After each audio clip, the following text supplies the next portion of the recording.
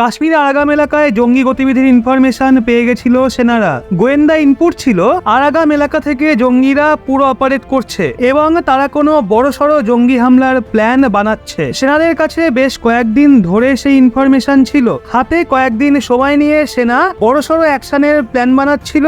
আর তারপর ঠিক সেই সময় চলে আসে জঙ্গিরা সেনার তৈরি ফাঁদে পা দিয়ে দেয় ও ভারতের আরো এক শত্রু জাহান্নামে চলে যায়। জম্মু কাশ্মীর পুলিশ, সিআরপিএফ এবং সেনা জওয়ানরা মিলে একটা জয়েন্ট অপারেশন চালায়। এই জয়েন্ট অপারেশনে জঙ্গিদের তরফ থেকে গুলি চালানো হয়, কিন্তু সেই ফায়ারিং এ জঙ্গি নিধন হয়। মারা যাওয়া জঙ্গি লাস্কারি তাইবার এ গ্রেড জঙ্গি ছিল, যার নাম ছিল উমার আকবর লুন। উমার আকবর লুন বারামুলা জেলার, যাকে ধরার জন্য 10 লক্ষ টাকার পুরস্কারও ঘোষণা করা হয়েছিল।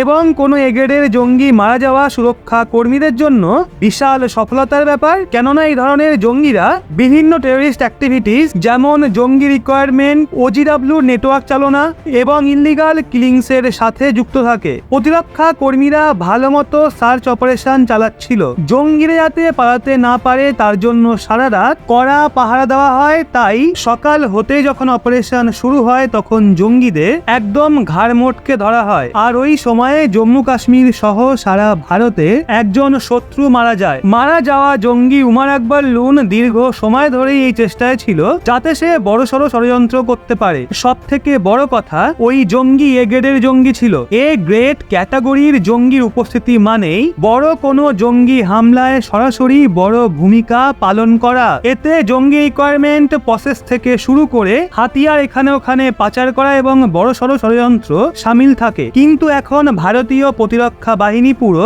অ্যালার্ট মোডে রয়েছে আর প্রত্যেকটা এলাকায় তল্লাশি অভিযান চালিয়ে জঙ্গিদের জাহান্নামে পাঠানোর ট্রেন্ড অনবরত জারি আছে। জম্মুর ডুন্ডা জেলাতে প্রতিরক্ষা বাহিনীর ওপর 11ই জুন হওয়া জঙ্গি হামলার সাথে জড়িত 3 জনকে ঠিক শনাক্ত করে অ্যারেস্ট করা হয়। এখন তাদের ভালোমতো জিজ্ঞাসাবাদ করা হচ্ছে। আধিকারিকরা সন্দেহ করছে এরাই জঙ্গিদের খাবারের বন্দোবস্ত করে দিয়েছিল। প্রতিরক্ষা বাহিনীর ওপর জঙ্গি হামলার পর থেকে প্রতিরক্ষা বাহিনী আলাদা আলাদা টিম উপরের এলাকার ঘন জঙ্গলে সার্চ অপারেশন চালাচ্ছে। প্রতিরক্ষা বাহিনী ডুন্ডা জেলার পার্বত্য অরণ্য অঞ্চলে লুকিয়ে থাকা জঙ্গিদের এখনো হাতে পায়নি। 11ই জুন রাতে জঙ্গিরা ডুন্ডার চালারগাল্লার উপরি এলাকায় প্রতিরক্ষা বাহিনীর ওপর হামলা করে দেয়। এই হামলায় রাষ্ট্রীয় রাইফেলের 5 জন সেনা এবং একজন বিশেষ পুলিশ আধিকারিক আহত হয়েছিল।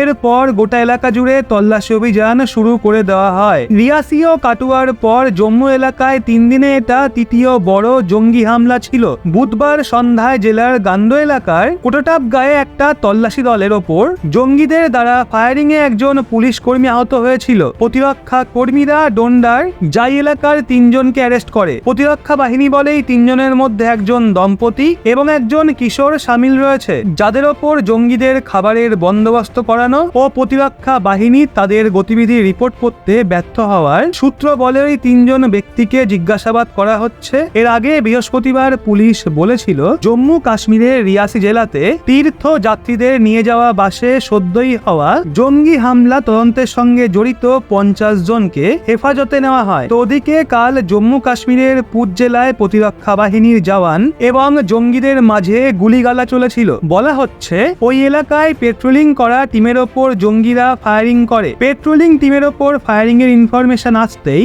এক্সট্রা ফোর্স সেখানে পাঠানো হয়। বলা হচ্ছে পুঞ্চ এলাকায় 2 জন জঙ্গির উপস্থিতি রিপোর্টের পর এলাকায় অতিরিক্ত দল পাঠানো হয়েছিল, যাদের ওপর জঙ্গিরা ফায়ারিং করা শুরু করে দিয়েছিল।